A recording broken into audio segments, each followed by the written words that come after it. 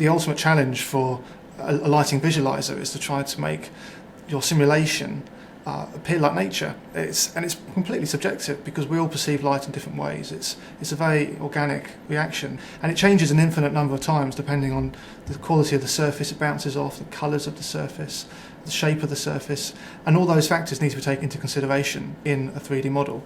But no matter how hard we try, we're not able to make the lighting software really simulate the natural environment. My job as a lighting visualizer is to try to take my perception of light and recreate it on the screen for the lighting designer to try to give them the best chance of creating what's real. When the lighting designers first come to me, I've already built the 3D models of the set. So I work with the model room and the set designers to ensure that the 3D model has been built accurately and to scale in our version of the Opera House.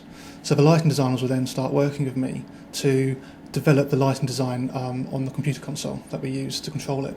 So the idea is that once they have taken the lighting up here, they can transport it downstairs, plug it into the lighting desk, and we should, in theory, see the same thing on the stage. The standard rig that is common to all productions holds about 800 lights in it, but no one production would use all 800. We then add in additional lights as the designer requires in certain areas.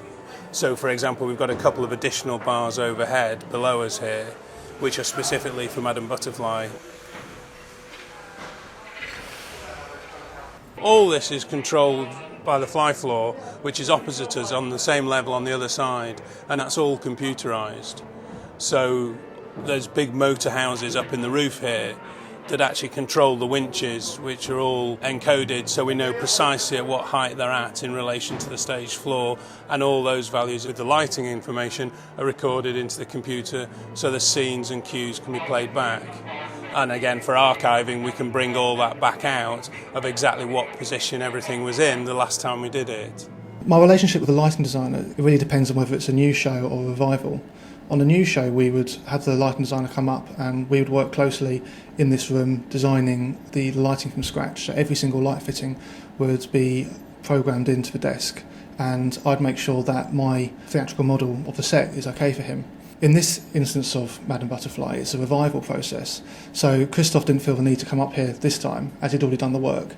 So instead we had members of the lighting team come up to recreate the lighting, making sure that technically it works, so that when Christoph receives it on stage, it is in a full working condition and replicates the last time it was here when he lit it for the first time. So this is one of the softwares that we use to work with the lighting designers. It's a very bespoke software designed for the theatre and for lighting specifically. And there's not many people in the world that really use it to that extent, but it's becoming used more and more in theatre. And it allows us to select any light we want, and then we can control lights directly in the software. Bring up group 16, please.